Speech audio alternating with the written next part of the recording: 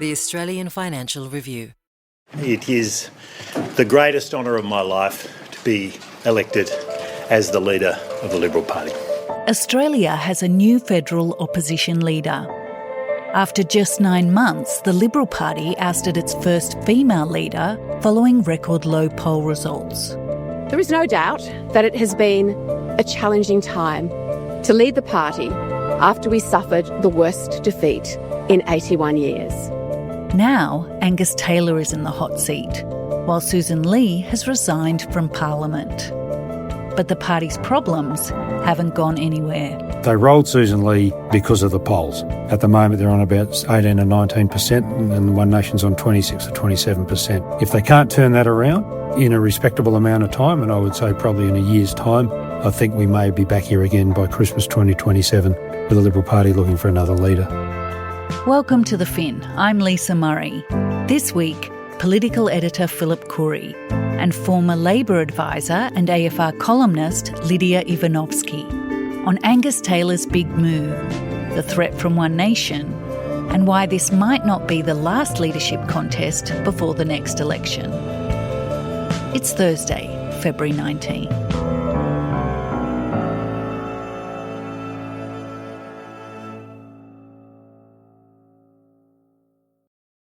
Hi Phil, hi Lydia, thanks for coming back on the podcast. Good to be back. No worries, Lise.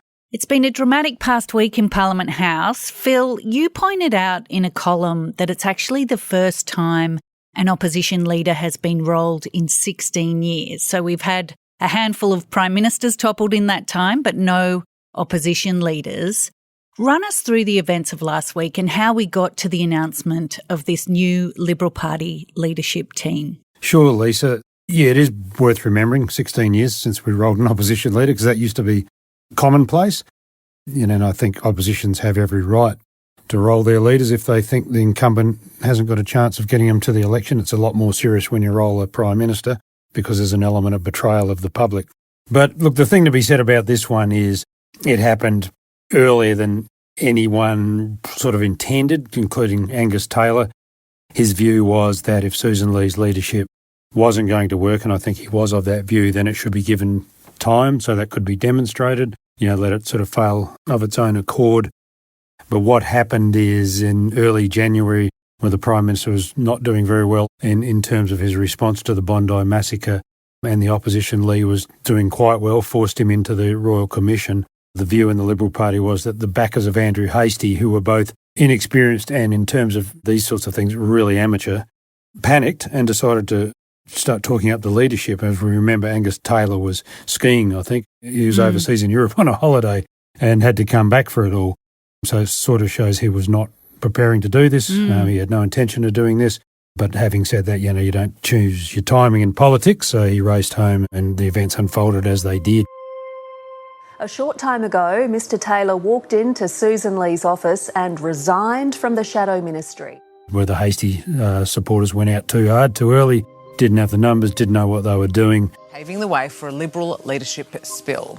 Taylor had sort of better people around him and they got Hastie to pull out of the race. I don't believe Susan Lee is in a position to be able to lead the party. And then after that, it was pretty tough for Susan Lee because once these things start, I've only ever seen them go one way. As it needs to be led from here. So it all came to a head on Friday last week, Lisa, but it essentially had been crippling the coalition for 3 or 4 weeks in the lead up to that. And it was at times very clumsy, but in the end they executed it very well. Angus Taylor becoming the 17th leader of the Liberal Party. He comfortably defeated Susan Lee, 34 votes to 17. Taylor won the leadership by 34 to 17, which is pretty good. Angus Taylor would be feeling relief, but also encouragement, no doubt, by the scale of that win. Given Lee only won by 29 to 25 when she took the leadership after the election, so he's got a more resounding endorsement than she had. That should give him some stability, you'd think. The greatest honour of my life to be elected as the leader of the Liberal Party. And then Jane Hume came up as the deputy.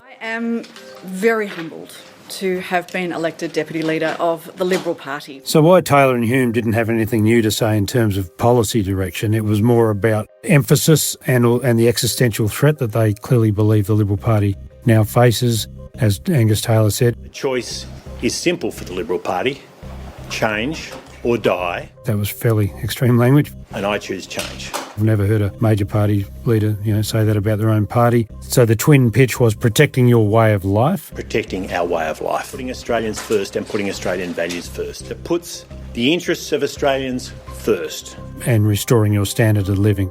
To restore our standard of living. To restore Australia's standard of living, which has collapsed. Are restoring Australia's standard of living and protecting our way of life. So one was, code for what they're going to do on immigration and, wokeism, and that's the sort of one nation pitch. And the standard of living was the old school approach to the economic management. So they're the new dream team. As soon as they were elected last Friday morning, Susan Lee resigned. It is important that the new leader gets clear air, which has made things a bit difficult. I look forward to stepping away completely and comprehensively from public life. The last time we had you both on the podcast, it was to talk about whether Susan Lee was going to save the Liberal Party. That didn't work. Now Angus Taylor is being put forward as the saviour. Lidija, is he the right leader for the job? What does his record tell us? I think on face value, he certainly looks like he's from central casting. He has been around for quite a while. He's probably pretty underwhelming in terms of his actual parliamentary performance and his record and his role as shadow treasurer. He really wasn't able to land blows on the government over its handling of cost of living issues. As shadow defence spokesperson, I think he was pretty irrelevant in that space, given AUKUS and the amount of money this government is actually spending on things that are so far into the future, as well as the geopolitical risks that we're facing. He really didn't make a dent in that portfolio. So I think people look to him and look at him and think he looks like this moderate, presentable face of the Liberal Party, particularly when he's paired with Jane Hume. It's a very clear pitch to the Teals on face value, but he comes from the Conservative part of the party, and the fact that the Conservatives swung in behind him to help get him elected, I think the Conservatives within the Liberal Party are going to want him to be much sharper and much harder on issues like immigration and race, and I think his natural inclination and tendency is to stay in the economic zone, but he's being pushed by the right side to, wrap himself in the flag. Lisa, we've seen Angus Taylor before. He came down here with a huge, not a reputation, but big expectations. He entered Parliament in 2013 and won the seat of Hume.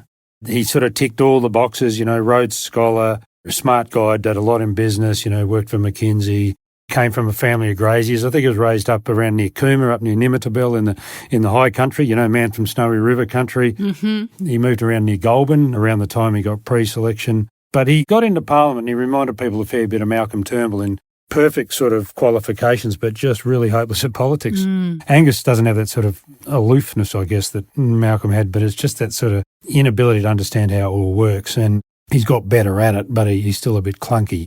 He struggles to say things clearly in plain language, and he sometimes just doesn't get it. Taylor might be a Rhodes Scholar, but that hasn't inoculated him from having quite a few gaffes on the record, and the Labor Party was pretty quick to point those out. I think it's been everything from liking his own posts under his own name, which is like quite the boomer thing to do.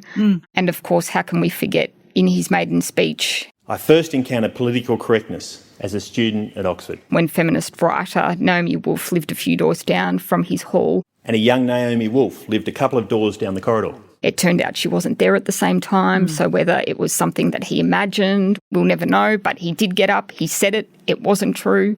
And then, of course, there was his use of doctored documents to try and take down Sydney Lord Mayor Clover Moore. Sydney's Lord Mayor has criticised a decision by the Australian Federal Police not to pursue a formal investigation into Energy Minister Angus Taylor, which was a baffling, federal politician weighs into local government matters. After he used incorrect figures in relation to her travel spending. This is a guy that wants people to vote for him as Prime Minister of Australia, and whether that judgment informs how he makes decisions, how he makes campaign decisions, how he looks at policy, how he looks at media, it's really interesting to see how that judgment will play out. I did note that when we did our most recent poll with Redbridge at the Australian Financial Review, all of us, and I assume everyone listening to this podcast knows who Angus Taylor is, but still 35% of the population's never heard of him. We often take for granted the things we obsess about, everyone else knows about. Mm-hmm. But unless you've been a really high-profile figure, like Barnaby Joyce, for example, I think 2% of the population doesn't know who Barnaby Joyce is. Donald Trump's got like a 1% or 0. Susan Lee had about a 13%. But both Taylor and Hastie are in the mid-30s. Yeah, it's a big number, isn't it? 35%. Yeah, so it can be an advantage because, to 1/3 of the population doesn't know who you are, so they don't know any of those negative things that have been said and written about you for the last few years. And if they are going to present themselves as the party of economic management and try and make that the focus, the role of Shadow Treasurer is going to be critical. Is Tim Wilson the right choice?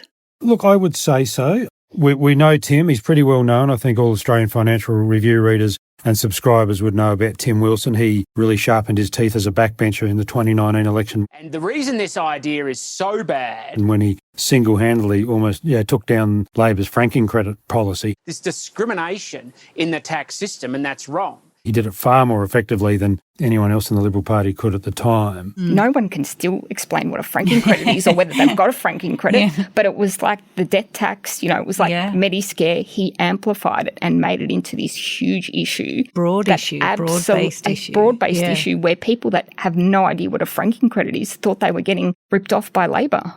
He's absolutely fearless. He's got an incredible work ethic. Don't forget, he's the only Liberal who lost his seat to a Teal who came back and took it back. He's very determined. He's very ambitious. He thrives on rejection. I think he'll be a good match for Chalmers. Chalmers, I know, is not taking the prospect lightly at all. He's fairly hardline on industrial relations stuff. He was talking about intergenerational equity in the tax system even before Labor was in his book published in 2020. He made quite a good case for paring back the capital gains tax exemption. That will all get a rebirth over the next few months, especially with Labor looking at changes to the capital gains tax discount. But, Tim will tell you now he was just arguing for lower taxes across the board, not necessarily CGT, but he does make a very good argument on intergenerational inequity. So he's a thinker, he's got ideas, and that's more than they've had in that portfolio for a while. So I think it's going to be a great matchup. His ability to work hard to understand the electorate, to understand pure politics, and his ability to contribute thoughtfully to policy areas like carbon, climate change, as well as the economy. Like, this guy is a bulldog when he grabs something.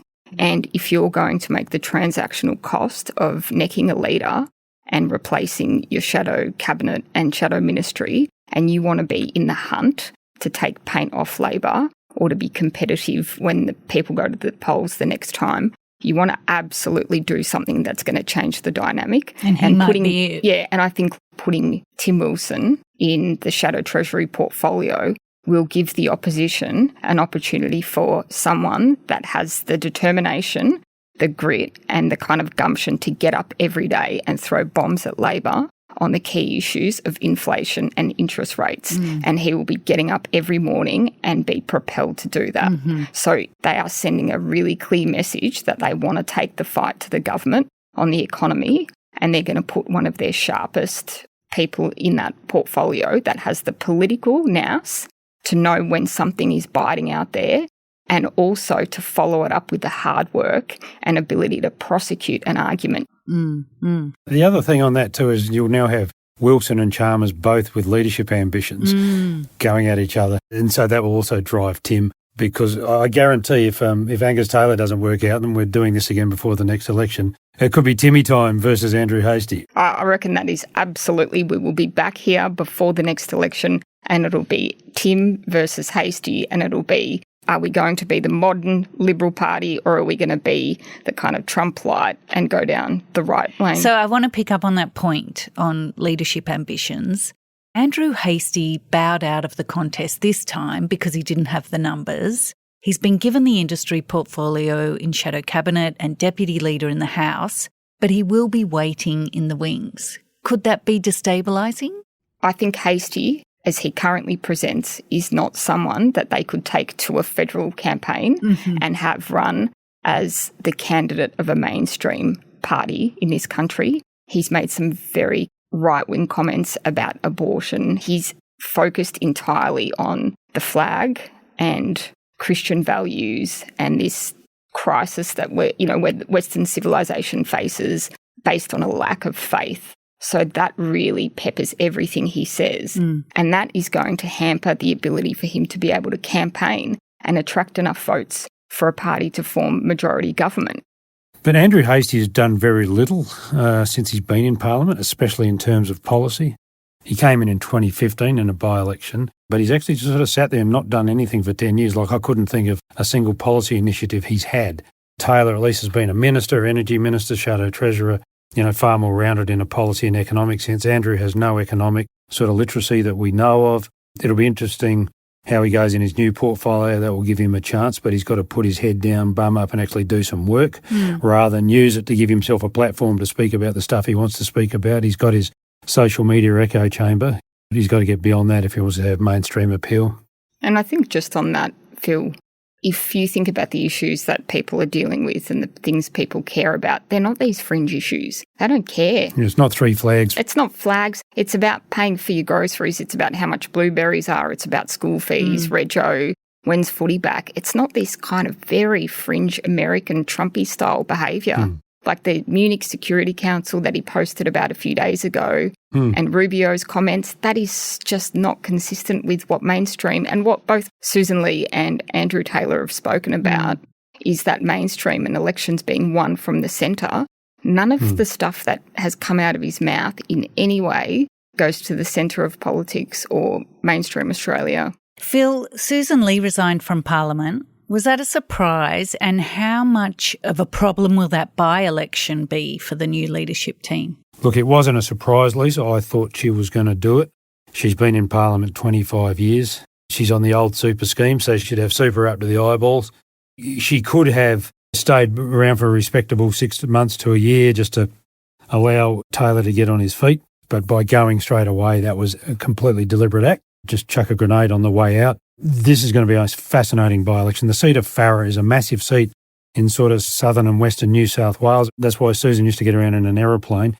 Farrer has its history. The Liberals had it for a long time, and then Tim Fischer took it, I think, in 1984 and held it to 2001, so it became National Party royalty. So she pinched it off the Nats. But like every other seat, Lisa, the margin has got smaller and smaller, and she's been up against a couple of good independents, and she got chopped back just over 6%. Now, the last time there was a serious election there, if you go back to 2001, it was just the Nationals versus the Liberals.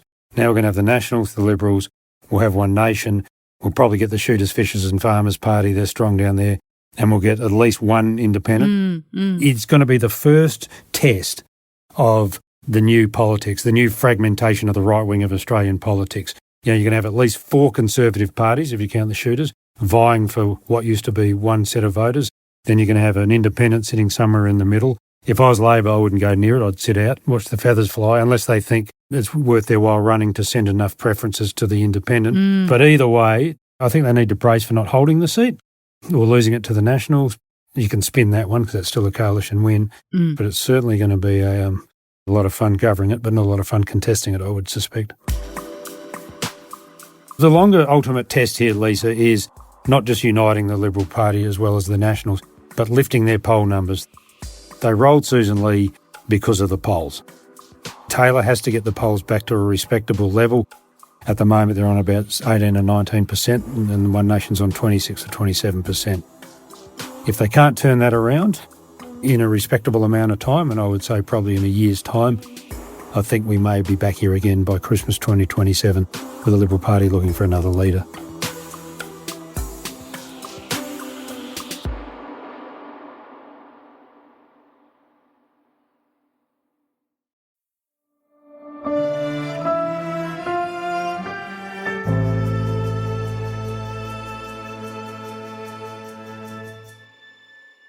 We're talking about the Liberal Party's decision to oust Susan Lee and Ted O'Brien and put Angus Taylor and Jane Hume in their place. Taylor said the party needs to change or die. Lidija, how big a threat is One Nation? I think it's a significant enough threat that it's forced the Liberal Party to take down its first female leader after only 9 months. The fact that Barnaby Joyce left the Nats, joined One Nation, the last 3 polls we've had at a national level have had One Nation going up. Fresh polling this morning reveals Pauline Hanson has overtaken opposition leader Susan Lee as preferred Prime Minister. Neck and neck virtually with the Liberals. One Nation's vote has gone to a new record high. That is a significant threat. When you think about Pauline Hanson, she's been in Australian political life for a very long time. Are you xenophobic? Please explain. She's been in jail. She's been on Dancing with the Stars. She's featured in various kind of quirky bits and bobs. We've actually set the agenda. But she's stuck around and we are the true opposition in this country at the moment. It's like the country's finally cottoned on. And we are setting the agenda for what concerns the Australian people. She's got traction with her message and it speaks to, I think, voters' disillusionment with major parties, distrust in mainstream media sources or traditional media sources. People who would never normally have taken a second look at One Nation or would have discounted them as a fringe kind of racist party are now actively looking at either using them as their protest vote or thinking more about, regardless of what she stands for and some of the batty ideas they might have, at least you know what she says and you know what she stands for and she's straight talking, and you contrast that with the very kind of slick, muted performance of leaders these days, and you can see how it's really taken hold.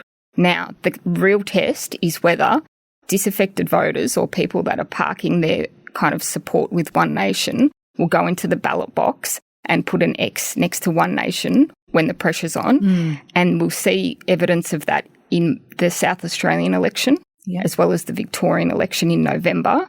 They've already said in the Victorian election they plan to field candidates, but the poll numbers for Victoria, interestingly and nationally, show that both men and women support One Nation and Gen X are also flocking to One Nation. If you go back to October last year, 1 in 4 Gen X males were voting One Nation.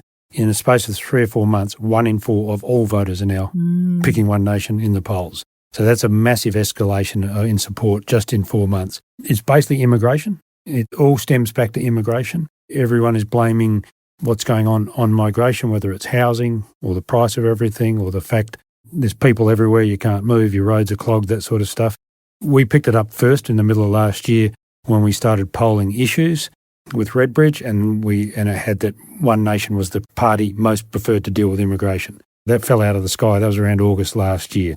And after Bondi, their vote took off again. And I know, speaking to people in that party, they got 18,000 new members in the 2 weeks after Bondi. Wow, okay. They just lit a fuse under all that stuff about Islamic extremism and migration and all those buttons that Hanson pushes.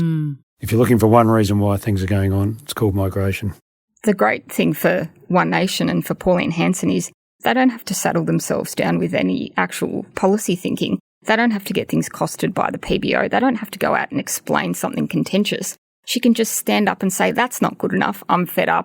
Australians are sick and tired of this. It is absolutely about protest. It is absolutely about delivering cheap stunts, sound bites, going for the lowest political denominator and pressing the buttons of both dog whistling as well as division within the community, when a lot of people are grumpy about the cost of living and are disillusioned with the mainstream parties. Phil, coming out of the last election, the narrative was about how the demographics favour Labor. Younger voters skew left, and the Trump Association worked against Peter Dutton in that campaign. But now the focus for the Liberal Party seems to be less about moving back to the centre and winning back those moderate voters lost to the Teals, and more about holding on to the right. Is that the best strategy for the Liberal Party? It's sort of a bit of both, Lisa. I thought Jane Hume had a really good line at the press conference on Friday when they did their first press conference as a new leadership team. We're going to take the Liberal Party forward, not left, not right. I thought it was a very clever line. We're not moving towards any one party. Because as soon as you say, like Susan Lee did, we've got to go back to the centre, then all the Sky After Dark crowd starts attacking you for being too left. If you say we're going to go to the right, you're going to cop it from what's left of the moderate wing of the Liberal Party and what few supporters it has. So they're presenting what they're doing as what needs to be done to fix the party. So it does give them licence to go all One Nation on things like immigration, but at the same time go back to responsible economic management, living within your means. We haven't been doing that for a long time in this country. You're talking earlier about what impact has One Nation had. They haven't just gotten rid of a leader, they forced them to abandon their entire energy policy in the space of 2 weeks. Everything Scott Morrison had fought for to get that party onto a net zero path and towards clean energy just went out the window in 2 weeks of panic. And did it help Susan Lee? No. So Pauline Hanson got up the next day and said, well, that's not enough. You've got to get out of Paris as well. And this is the trouble when you try and outright the right. They'll just keep moving the line every time you give them what they want. There's no easy solution. They have a very clear agenda. They want to see the country go down a right conservative path. They've got this ability to tap into what's happening with Farage and Reform and Trump and America and the conservative movements and their campaigning styles and bring that to Australia. And that's the kind of thing that, you know, when people talk about the algorithm and how people get their news, they can pump that stuff straight into people's phones. So it's all about the social media campaigns. Well, their social media campaign doesn't run like the formula of the traditional parties. They can say whatever they want. It's this ability just to flood people's streams and flood Instagram and TikTok with content. The more you lock into it, the further they take you down the right. And that's very much the story of the conservative movement and how it's gained traction in the US and the UK. But it's happening here. Like, there's absolutely no doubt about it. And I think both political parties will be looking to Victoria more so than SA as this kind of litmus test of, do people actually go through with voting for One Nation? Phil, when you look at what's happening with the poll numbers and where the Liberal Party is versus the Greens versus One Nation, as voters move away from the major parties, could we end up with European-style political coalitions in Australia that are cobbled together at each election? I think definitely the case in terms of the right. You know, had the Nationals and the Liberals not reconciled, and there's no reason to think the Nationals aren't going to sulk and walk off again. They're facing an existential crisis like everyone else. I'm not writing off the progressive side of politics yet. I mean, for all its fragmentation in the right, the left seems to be at this stage firewalled from it. Labor's definitely nervous. But the thing is that their primary vote is holding up, and if anything, it's a bit higher now than it was at the election, and the Greens are holding steady to it around 11 or 13%. So the One Nation phenomena hasn't really started eating at Labor yet, but it could. You know, they could get played back into form if the economy really goes pear-shaped this year. Then all these sort of grievances that are driving people to tell pollsters they like Pauline Hanson could really start to intensify, and then Labor could start leaking. And Phil, imagine a scenario where Labor's re-elected, is in government, but the Senate is controlled by One Nation. I mean, I think Barnaby knows that seats in the House of Reps are largely a vanity exercise, and at a small number, they're not influential. And real power can be exercised through the control of the Senate. If One Nation manages to cobble together enough votes to have power in the Senate, you've got yourself an environment where Labor's policy agenda and parliamentary agenda has to pass through the gatekeepers of One Nation, and that will be quite an interesting exercise and not something I think the Labor Party would be all that thrilled about. Lidija, with all the drama in the opposition camp, has Labor been let off the hook? Look, I don't think it's been quite popcorn and feed up, but you would think that it really does go to show how fickle politics is. And we saw after the Bondi attack, the Prime Minister coming under real pressure for his response and the government under real pressure for how they responded in the weeks after. When he first went down to Bondi, he was met with jeers from the crowd. People were very angry and very disappointed with the government's response and its preceding response to anti-Semitism. Fast forward to a couple of weeks later. Anthony Albanese.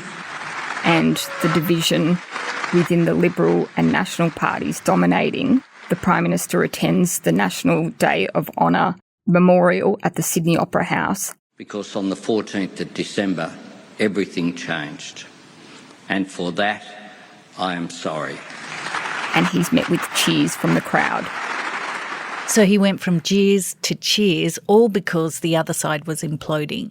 The fact that on the National Day of Mourning, Nationals leader David Littleproud took the extraordinary step of holding a press conference to attack the Liberals and to double down on his dummy spit says everything about the attitude and the message they were sending to the community, a grieving community, about his priorities. So I think the government has felt a sense of relief, but that focus will turn sharply back onto the government as we lead into the budget cycle. I think the economic story will be a really interesting and challenging one for the government. I think they're at the point in the second term of their cycle where people are actually going to start wanting to see delivery and policies rolled out. And this year will be very much about the economy and people's cost of living and their experiences.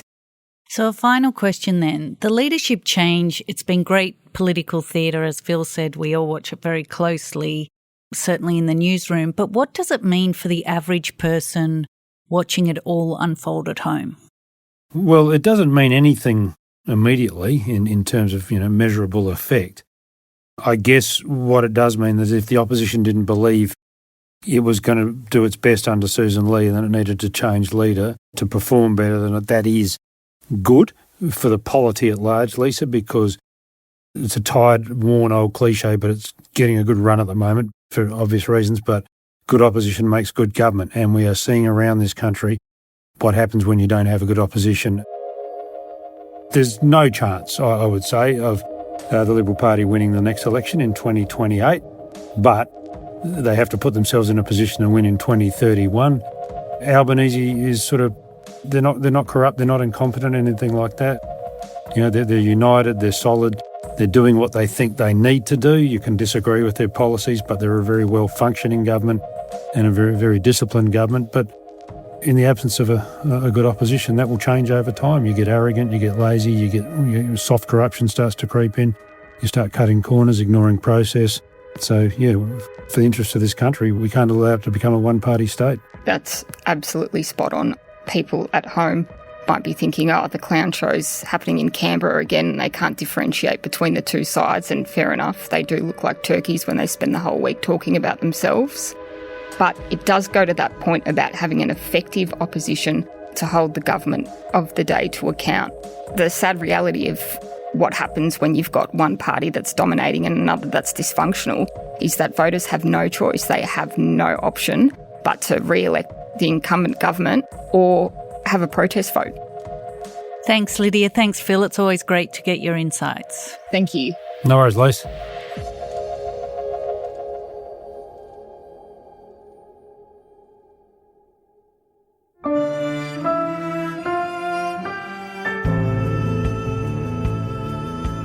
Thank you for listening to The Fin. I'm Lisa Murray, with Financial Review political editor Phillip Coorey and former Labor advisor and AFR columnist Lidija Ivanovski joining the podcast today. The Fin is produced by Mandy Coolin. Head of audio is Alex Gow. Fiona Buffini is head of premium content. And our theme is by Alex Gow. If you enjoyed this episode, send it to a friend as it helps others find us, and follow us wherever you get your podcasts. For more stories about markets, business and power, subscribe to the Financial Review at afr.com/subscribe. See you next week.